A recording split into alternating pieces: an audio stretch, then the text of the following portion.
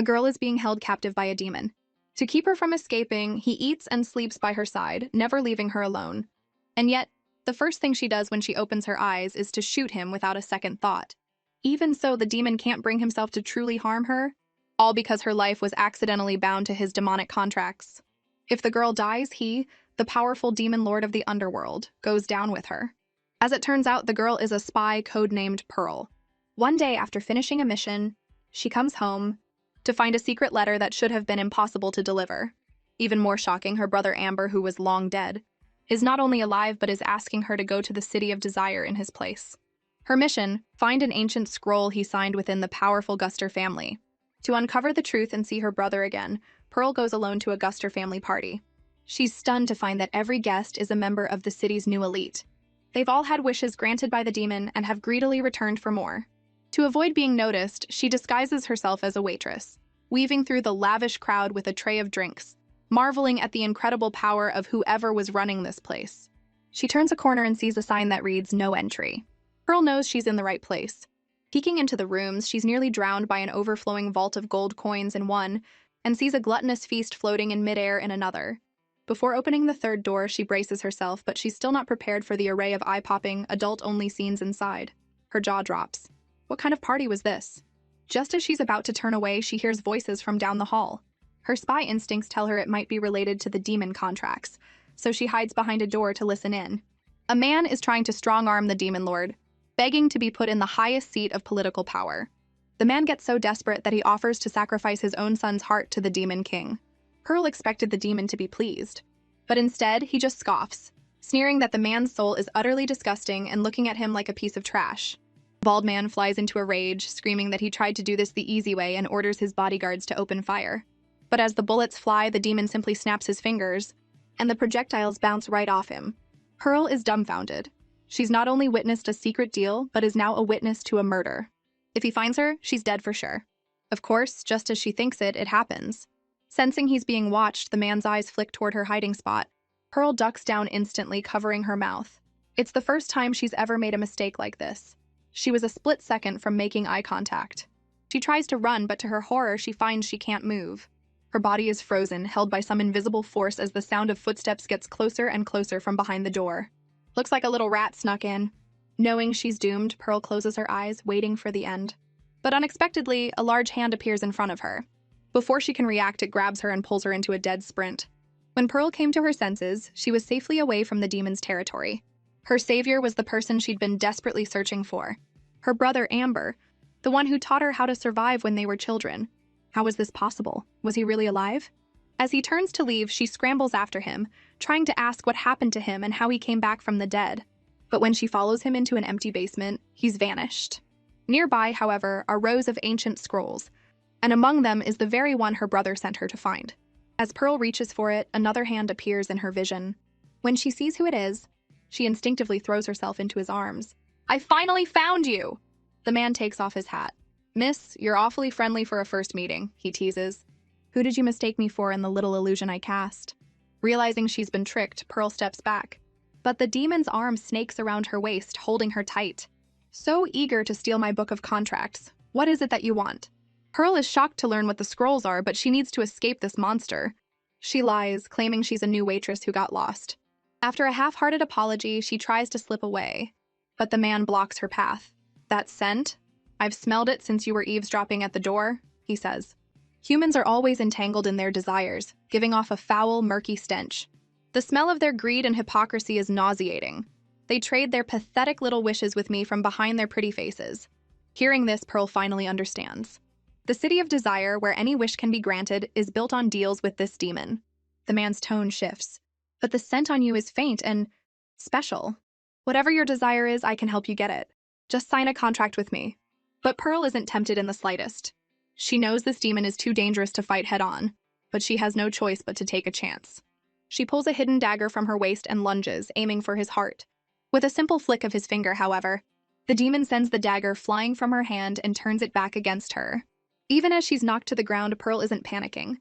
Hidden in the dagger's hilt is a tranquilizer needle, potent enough to take down a full-grown bear. She dives into a nearby river to escape, praying the drug will buy her some time. It's her only chance. But the demon is completely immune. He dives in right after her. He holds her underwater, and the suffocating pressure makes her struggle wildly, but he's unaffected. Just as she thinks she's about to die, the blood from her cuts begins to seep out and merge with the demon's contracts. Suddenly, hundreds of scrolls around them glow with a red light. The man turns to look, frozen in shock. His contracts are vanishing. Before he can process it, he feels a choking sensation and is forced to drag Pearl to the surface with him. He doesn't understand why he was drowning. Could it be that this girl's life is now tied to his demonic contracts? Afterwards, the demon brought the girl a meal, but she refused to touch it. She knew that just moments ago he had been trying to drown her. This sudden change of heart meant he was either trying to poison her or had some other trick up his sleeve. So even though her stomach was growling, she refused to take a single bite. Meanwhile, the demon's familiar, which he'd sent to watch the girl, flew back. The demon glanced up. Well, did she eat? Learning that she hadn't touched her food, he immediately gave his friend an order. Get me a full background check on her. Everything from her birth up to now, history, experience, even her favorite foods. Report it all back to me. Holt looked at him like he'd seen a ghost. Damon, are you getting a little too invested in this human? I've been with you for centuries, and this is the first time you've ever brought someone back here. Despite his friend's concern, the demon was unmoved. I'm just trying to cure my boredom. At that moment, the captive Pearl discovers a ventilation shaft. As she crawls through it, she tells herself she'll definitely find a way out. Elsewhere, Holt is holding his book, trying to talk some sense into his lovesick boss. According to the records, prolonged contact with humans can lead to adverse symptoms such as accelerated heart rate and the thought, damn, humans are kind of interesting. The Demon King is skeptical. You're my second in command and you're reading this useless garbage? Holt calmly closes the book. I was merely consulting relevant data. Every demon who has had close relationships with humans has a record of death. This seems to infuriate the Demon King. I am a demon who has controlled human desire for 1,000 years. Dealing with her is as easy as crushing an ant. As luck would have it, the girl in the ventilation shaft hears every word. Realizing not only that he's right below her, but that he's talking about her, her stomach betrays her with another loud growl. She sees the two men below look up in her direction and panics. He can't find me. If he gets close, it's over. Just as she starts crawling down a different path, Damon speaks again. Holt, are you questioning me? The man with the glasses meets his gaze without fear. Damon, with all due respect, you've taken a liking to this human. That's why you've brought her here to keep her. The question catches the Demon King off guard. He scoffs as if he's just heard the world's greatest joke. This woman's blood got on my demonic contracts. Now the contracts have formed some kind of connection with her life signs. Holt looks horrified. So if she dies, will the contracts be destroyed? The demon isn't sure. It's a possibility. If I can't collect the price of my contracts, my power will be severely diminished. No one can know about this. Holt nods in understanding. I'll start researching a solution right away.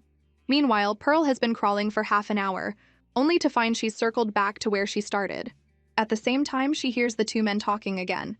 For now, we can't let this human woman escape, but we can't eat her soul right away either.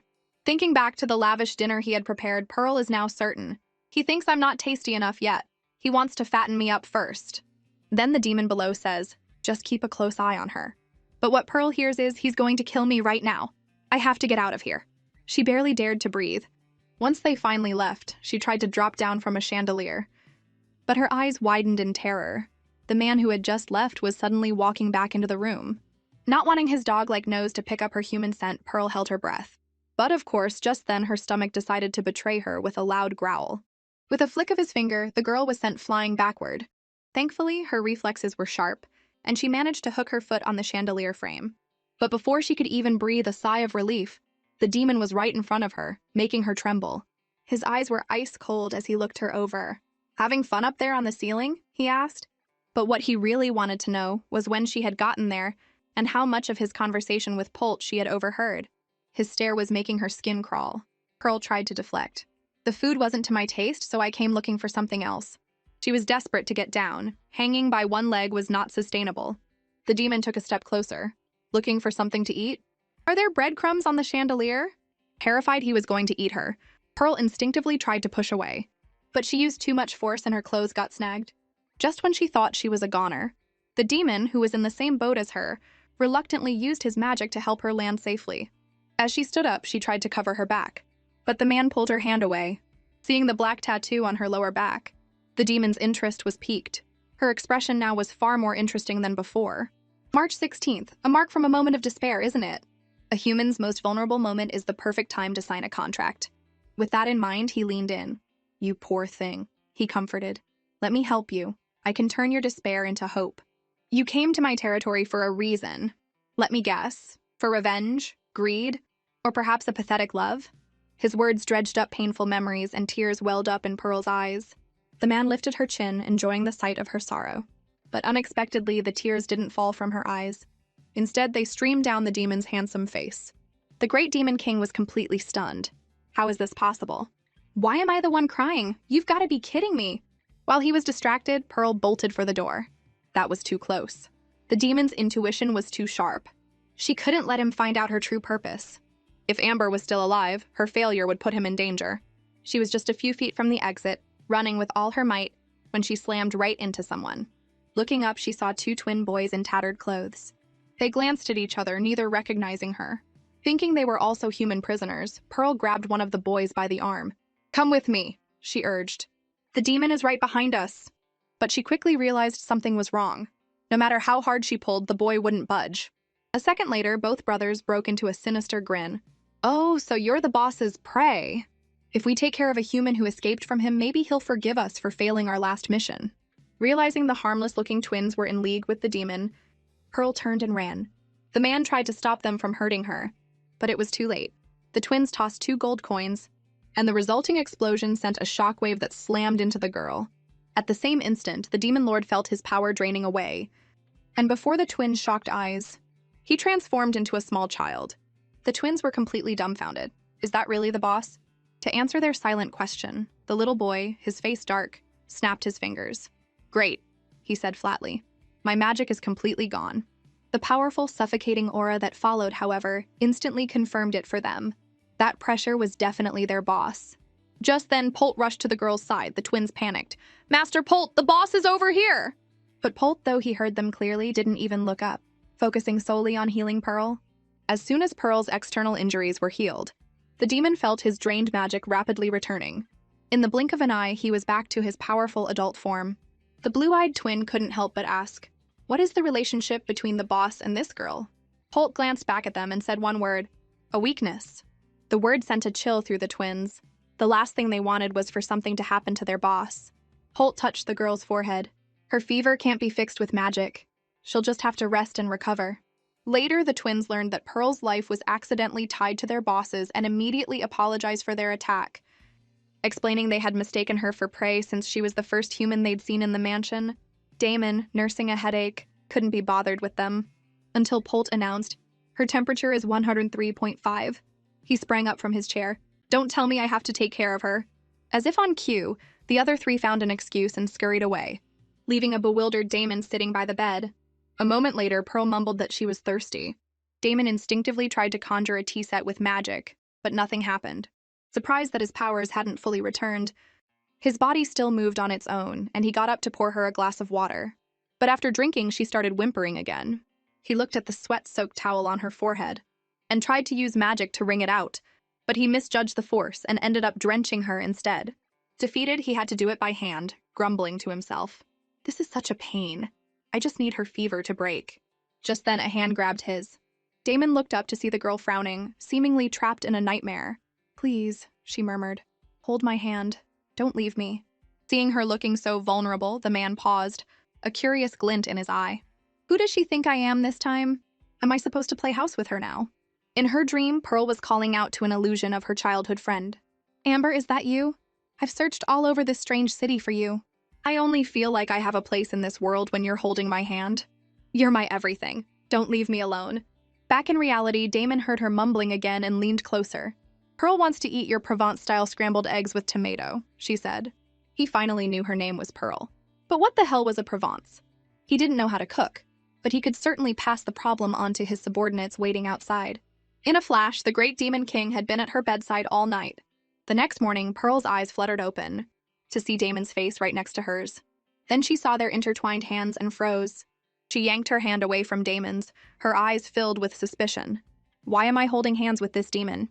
The man opened his eyes, and seeing that she looked better, he tried to summon his magic. To his delight, his power felt full and strong again. He then noticed the girl was back to treating him with extreme caution. Just then, the twins came in with a bowl of rustic stew. Boss, this was made by the best chef in the city. It's the home-style dish you asked for. Damon frowned at the bowl. So this is the leftover-style casserole she was mumbling about in her dream? Curious, he took a sniff, planning to taste it so he could replicate it with magic later. Meanwhile, Pearl started to doubt herself. No way. Did I reveal something while I was sick? The stew smelled delicious, and Pearl took a small bite. As she did, fragments of the conversation between Damon and Polt flashed through her mind. Feeling Damon's intense gaze on her from the sofa, she stopped and met his eyes. Are you doing all this for me just to fatten up my desires so you can eat me? Damon grinned.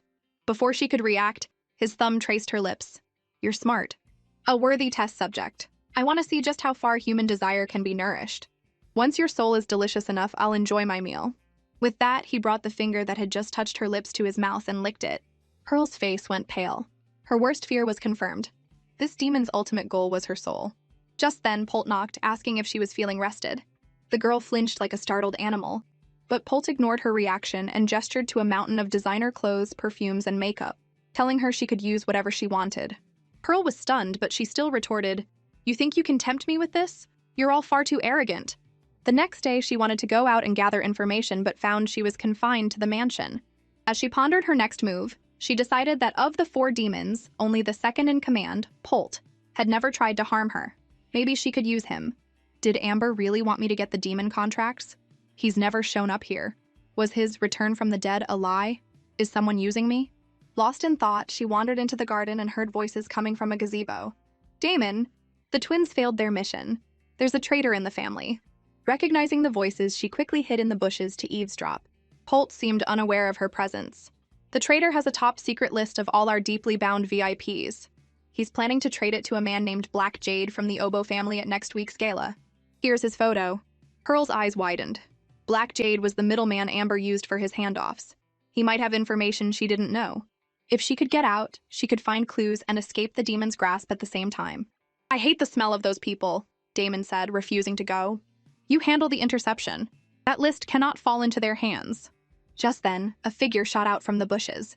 It was Pearl, grabbing Polt's hand with a bright smile. Mr. Polt, I hear you need a date for the gala. I can help. Damon was stunned. This two-faced woman. She's cold as ice to me, but warm and friendly to him. Pearl's sudden appearance made Polt pause.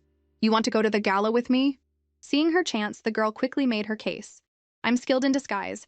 I can help you draw out the person you're looking for. Polt thought it made sense. He did need a date for an event like this. But before he could agree, Damon, who had been ignored until now, slammed his hands on the table and stood up. Excellent idea. Polt, you'll handle surveillance from the outside. I'll go to the gala myself. He walked over to Pearl, hands in his pockets, and looked down at her. His tone left no room for argument. And you will be my date. Pearl inwardly celebrated. She had gambled and won. The demon would never let his prey out of his sight. To prevent her from causing trouble, he had to intervene. If she had asked either of them alone, they likely would have refused. Damon leaned in close, their eyes locking. You seem awfully happy about going to this party, he teased. You must have another reason. Pearl clenched her fists, reminding herself she had to get in contact with Black Jade from the Oboe family to get information about her brother. She couldn't let him find out. She deliberately looked down, avoiding his gaze. I've been trapped in this awful place for so long, I'm going crazy. Plus, I have to constantly watch out for a certain demon who wants to eat me.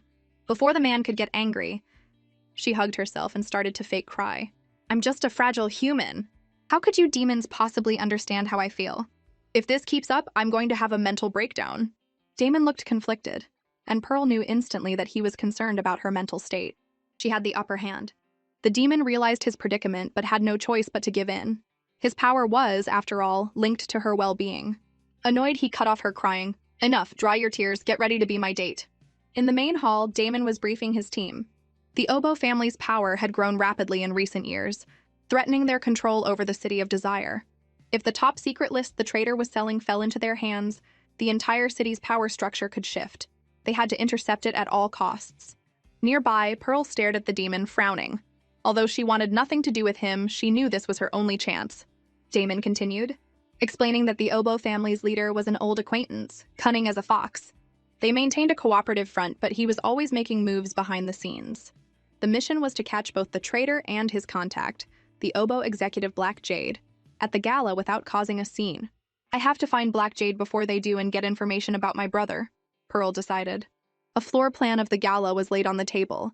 Damon told everyone to memorize it.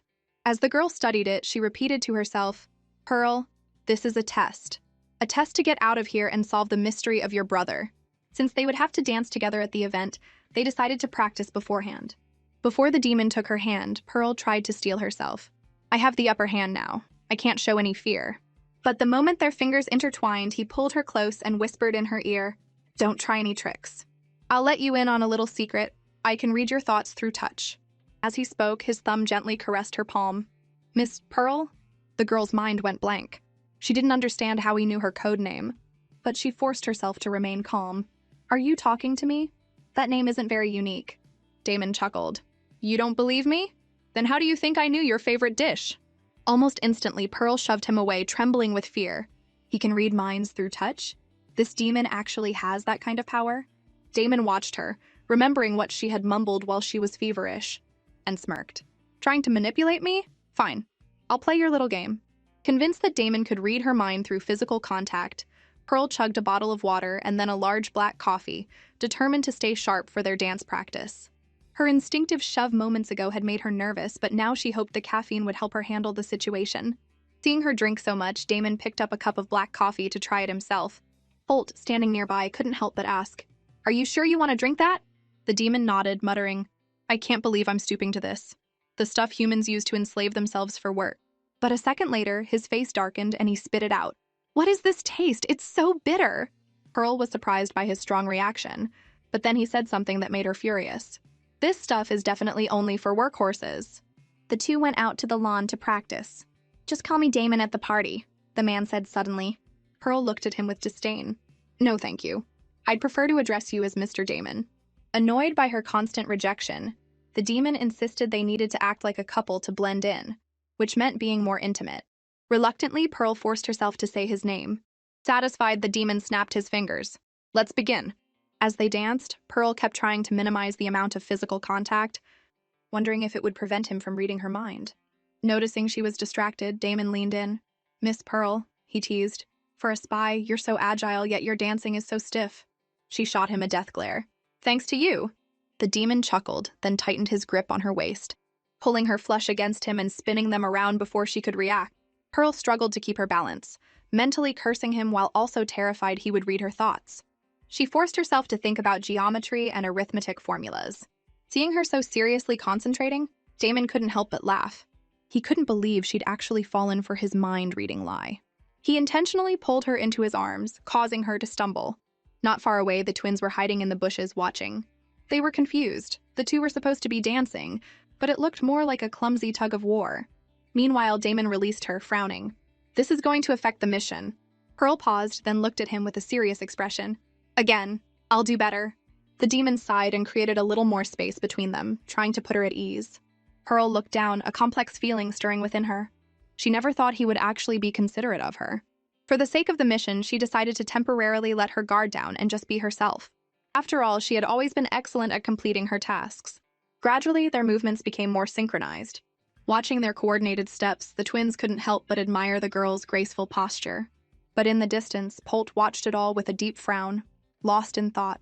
As Pearl was planning her escape at the party, figuring out how to use the black powder from a battery, there was a polite knock at the door. She quickly hid her materials and went to greet Holt. He informed her that a team of professionals would be arriving shortly to help her select a gown for the gala and advised her to be on her best behavior. Ever the professional herself, Pearl smiled warmly. Thank you for the black coffee you bring me every day. I promise to be the perfect dance partner. Even so, Holt gave her a subtle warning. Miss Pearl, right now you are nothing more than a toy for Damon to cure his boredom. But if you ever notice him starting to treat you with special attention, that is an extremely dangerous sign. For millennia, most humans have been dull and ignorant, but occasionally a gifted one appears. Damon admires their talent and shows them special favor. And every time the human starts to believe they've won the demon's affection. They think they're special, or that only they can control him. Some even fall in love with him because he embodies everything they desire. They don't realize that their inflated egos and obsession with a demon will ultimately lead to their deaths. Whether it was a brilliant weapons maker or a devout scholar, when Damon looked upon their broken bodies, he would simply say, "What a shame! and then completely erase any trace of them. That is the end point of a demon's special attention. You get a fleeting illusion of affection in exchange for an eternity of pain. Faced with Polt's heartfelt warning, Pearl promised him without hesitation, "Don't worry. The only thing I want from your boss is for him to stay as far away from me as possible." After all, attracting special attention was a cardinal sin for a spy. As he was leaving, Polt glanced back. "That would be for the best. History always repeats itself. You will not be the exception. That is my advice to you." After that conversation, Pearl was in no mood to pick out a dress. But she soon found that the twins were more excited about it than she was. Suddenly, she was surrounded by a team of stylists. They didn't have to be this extra just for a dress, she thought. Dressed so ostentatiously, she'd be the fastest target at the party. But the twins were having a blast, making her try on everything from an innocent, ladylike dress to a sexy black femme fatale number. After being messed with for what felt like hours, Pearl realized they were just treating her like their personal dress-up doll. This was getting ridiculous. Seeing they were no help, Pearl, an expert in disguise, decided to pick out the most practical outfit from the sea of options herself. But just then, Polt took the lookbook from her, explaining that a gala of this caliber required a proper evening gown. He handed her a few classic, tasteful options. The only problem was that they were all backless designs, which put Pearl in a difficult position. Noticing her hesitation, Polt asked what was wrong, but she just looked down and said nothing. Seeing her predicament, Damon stepped in. "If it's so hard to choose, let me see." The gown the demon picked not only perfectly covered the scar on her back, but also hid her tattoo. And his words, "It doesn't matter if it's trendy or classic, what's suitable is best," hit her soft heart like a lover's whisper. Her heart was pounding. Was this joy? Recalling Polt's warning, Pearl clutched her chest, unsure if this thoughtful gesture was genuine consideration or just another one of his brilliant manipulations. But as a spy, she knew one thing for certain. The frantic rhythm of her heart was the highest level of alarm. After arriving, Damon gallantly took the girl's hand as she stepped out of the car. When they entered the hall, a server's eyes went wide with shock upon recognizing him as the founder of the City of Desire. The man simply put a finger to his lips, silencing him. Clearly, the Guster family's leader was a well-kept secret. Pearl took it all in, trying to figure out the pattern he used for his demonic deals, hoping it would lead her to the truth behind her brother's request. Once inside the ballroom, their striking looks quickly made them the center of attention. The high society guests all whispered, wondering which reclusive family they belonged to. Despite the compliments, Pearl's nerves were on edge. She told herself to focus on the dance with Damon and avoid thinking about her escape plan in case he sensed it. She tried to convince herself that her racing heart was just fear. Fear of being manipulated. Fear of her cover being blown. "Don't think he'll read it," she silently repeated. On the dance floor, the demon suddenly leaned in, his hand resting on the small of her back. She flinched and asked what he was doing, only to learn that the thick stench of desire in the room was making him sick. Just as Pearl was wondering what to do, Damon pulled her into a hallway, pressed her against the wall, and began to deeply inhale the scent of her neck. "Like a cat with catnip. Your scent helps block out the stench," he whispered, "but it's too faint." Pearl was both angry and stunned, silently cursing what a pervert he was. But she was powerless to stop him. As they were about to leave, the girl pulled away from the demon and headed back to the main hall, only to be stopped by a young man's voice. He politely asked her for a dance. Seeing his date being hit on, the demon lord's jealousy flared. He pulled the girl into his arms and looked up at the other man. "Obo," he said coolly, "what do you want with my partner?" Realizing the pink-haired man was Black Jade's boss, Pearl froze. But Obo just smiled. "This young lady's radiance outshines even the crystal chandeliers tonight, Lord Damon. I couldn't resist asking for a dance. I promise to guard her like a precious treasure and return her safely." "No," Damon said flatly. "My darling is with me tonight. Her heels are too high. The only safe place for her is in my arms." Pearl was floored by his shamelessness. "Are you kidding me? You're the most dangerous one here." The pink-haired man sensed their relationship wasn't simple. For the great lord to be so protective, he probed, "It seems this young lady isn't just any dance partner. Is she perhaps your carefully chosen new prey?" Pearl's heart skipped a beat. She knew Damon was a demon. But this young man, with his androgynous beauty, was not only the leader of a powerful gang at such a young age, but was also connected to him. Before she could think further, she heard Damon's cold warning. "Obo, rules are the foundation of the City of Desire. This city is like a ball. Everyone has their place. As long as you dance your steps correctly, the night ends perfectly. But if you step into someone else's territory and tread on their toes, you'll end up shattered on the floor." The pink-haired man understood immediately. Of course. Everything operates within the framework you've set. With your guidance, the story will not lose its way. Pearl had been hoping to win him over as an ally, but Damon interrupted her thoughts. Are your feet tired? A little, she said distractedly. Then I won't keep you two any longer, the pink-haired man said. Enjoy your evening. But as he turned to leave, he smiled. Amber must have done something right for a demon to care for you so much. His little sister is quite something. Meanwhile, in a dressing room, Pearl was applying a disguise in front of the mirror, while the twin brothers stood guard outside, under orders from their boss to keep her from escaping. When she still hadn't come out, the older brother grew suspicious, but the younger one was unfazed. Women take at least half an hour to get ready. What's the rush? It wasn't until Damon, annoyed by the people swarming him, spoke through his earpiece. Is she still not out? After the twins confirmed she was, he asked, who has come out of that room? When he heard the name Oboe, Damon stopped in his tracks. He glanced at the pink-haired man in the middle of the dance floor. He hasn't left. How could he have been in the dressing room? Then it hit him. Go after that Oboe now, he ordered through gritted teeth. She's escaped. At the same time, Pearl finally found Black Jade in a side corridor. Recognizing him from the photo, she quickened her pace. The man was surprised to see her. Chief? What are you doing here? I'm waiting for the top secret list from the Guster family. But before Pearl could say anything, she heard the twins' anxious shouts from behind. Boss, we found her! With no time to explain, Pearl yelled at Black Jade, Run! A moment later, a massive explosion rocked the corridor. By the time the twins recovered, their target had vanished. Learning that Pearl had slipped right through his subordinate's fingers, Damon crushed the wine glass in his hand, his eyes burning with murderous intent. Useless fools, search everywhere! I want her to have nowhere to hide. Damon was certain that Pearl's target was Black Jade and that she wouldn't have changed her disguise. He immediately called for Polt. She's with the Oboe family's Black Jade. Search the building's perimeter. They can't have gotten far. As Polt left to carry out the order, the pink-haired man watched them, puzzled. Where did Amber's sister go? And why is Damon looking for her? His concern for this girl is highly unusual.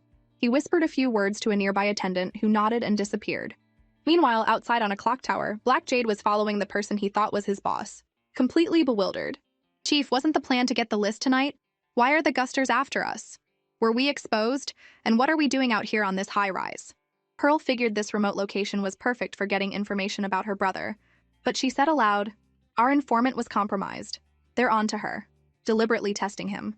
Black Jade cursed under his breath, wondering what he was supposed to do about his mission if he had to go to a safe house.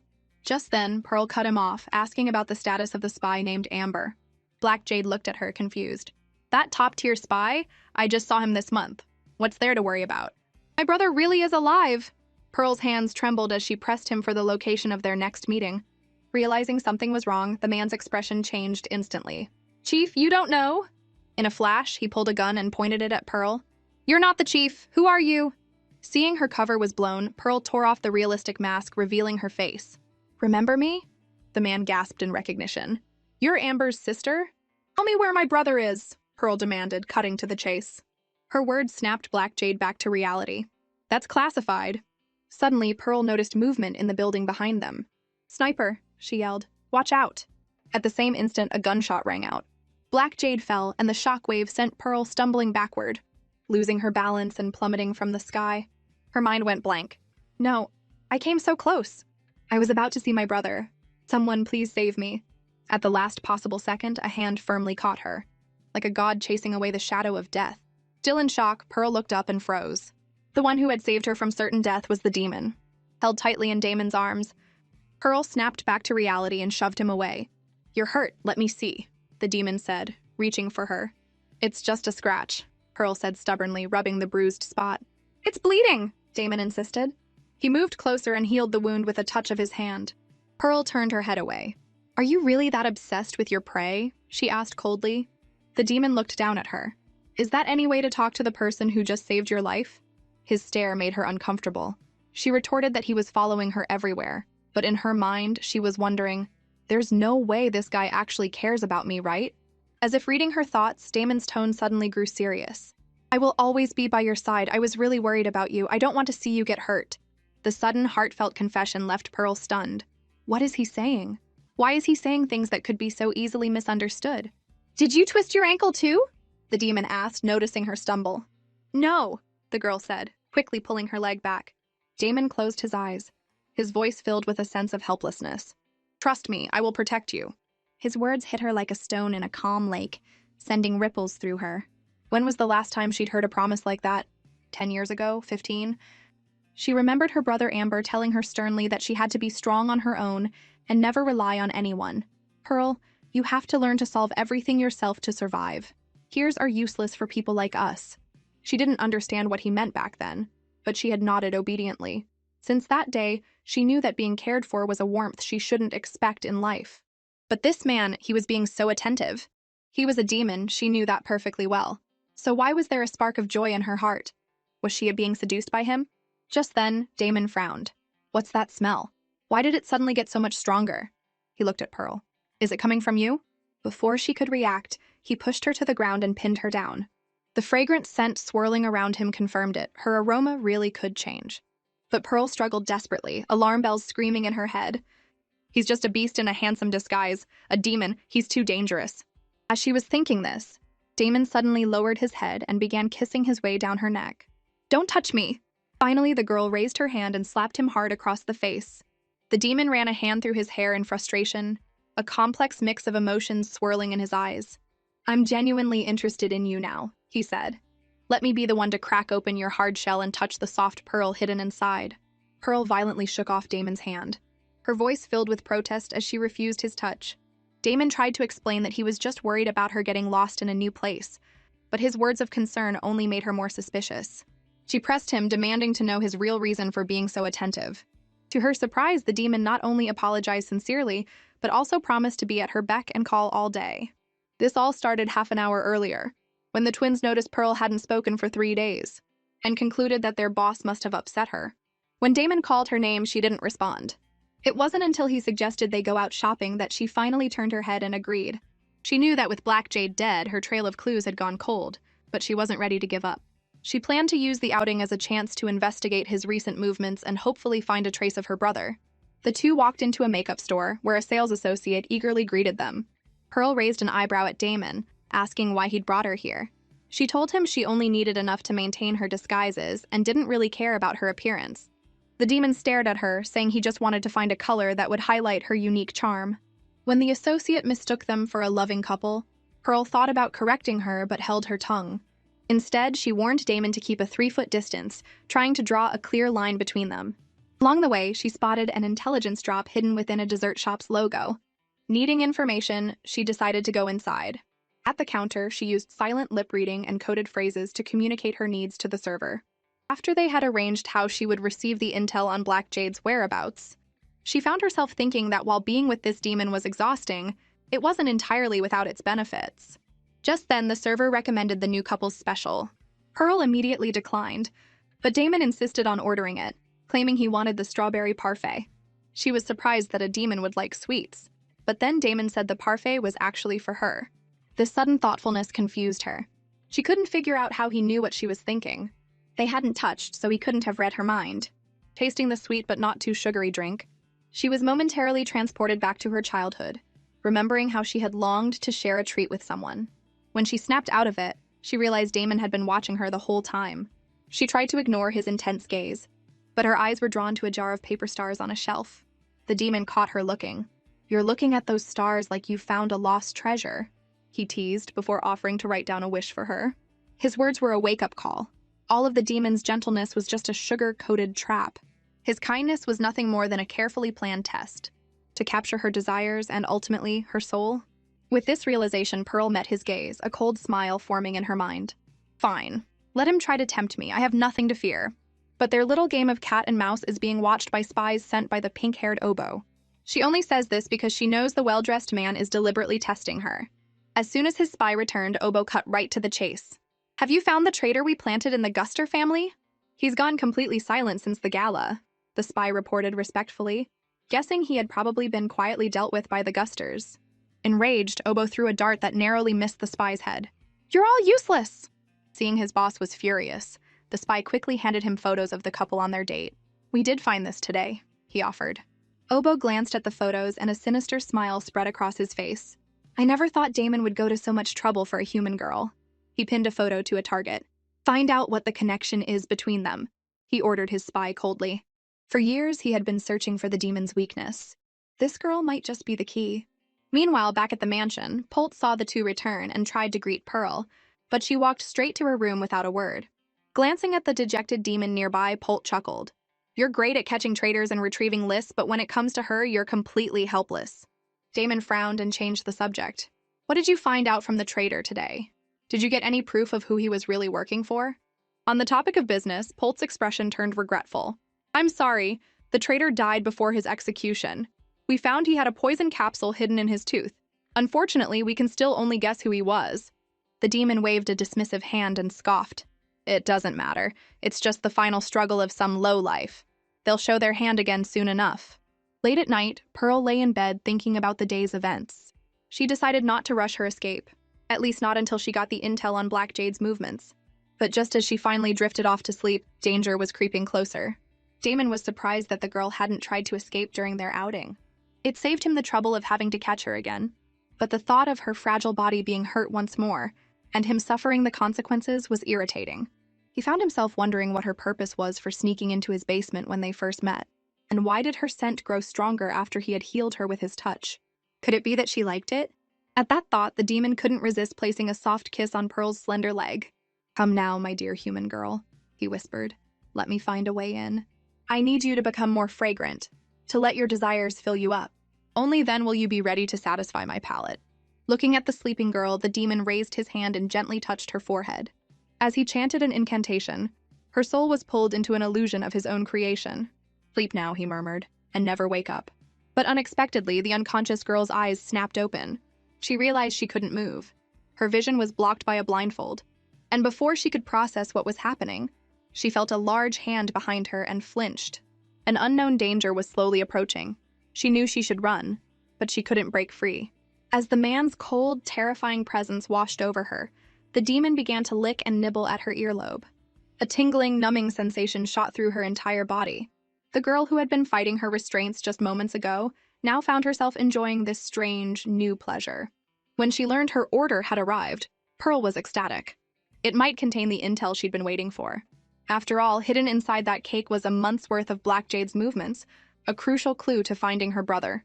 She was about to rush back to her room to open it and retrieve the hidden scroll. But just then, the box suddenly burst open with a pop, revealing the strawberry cake inside. It didn't take a genius for Pearl to figure out who the culprit was, the demon. His excuse? He'd bought it, so he had the right to open it however he wanted. Hearing this, the twin brothers wanted in on the treat, but Damon completely ignored them. I bought this for Miss Pearl, he said, so naturally the two of us will be sharing it. Left with no way to argue, Pearl could only curse him in her head. This infuriating man. He's definitely doing this on purpose. Still, she knew she couldn't refuse. It would only make her look like she had something to hide. But why was he so insistent on sharing this specific cake? Was it a coincidence, or did he already know something? The intel was in here somewhere. But where? Tucked between the layers of cream or hidden inside one of the strawberries? Her mind racing, Pearl took a bite of her piece. Nothing. She glanced up at him, but his expression was perfectly calm. He didn't look like he'd found anything unusual either. Just as her thoughts were spiraling, Damon suddenly turned and gave her a knowing look. I've heard, he said, that some top-tier spies like to hide things, like microfilm or tiny scrolls in food to pass along information. Pearl couldn't tell if he was calling her bluff or just messing with her, so she decided to play along. Wow, that's impressive. Did you see that in a movie? She replied. Here, why don't you try my piece and see if it has any secrets? She only dared to offer because she had just checked her own slice with her fork and knew it was empty. The demon glanced at her, clearly not expecting that response. After a 3-second pause, Damon leaned over and took the piece of strawberry cake directly with his mouth. After eating it, he slowly licked a trace of cream from the corner of his lips and shot her a suggestive look. Delicious. In that instant, images from her steamy dream with him from the night before flashed into her mind. The unexpected shock left Pearl frozen in place. Realizing she'd zoned out, she quickly pulled herself together. This was no time to be thinking about that. Most of the cake was gone, but the intel was still nowhere to be found. That could only mean one thing, Pearl concluded. It had to be in the last remaining piece.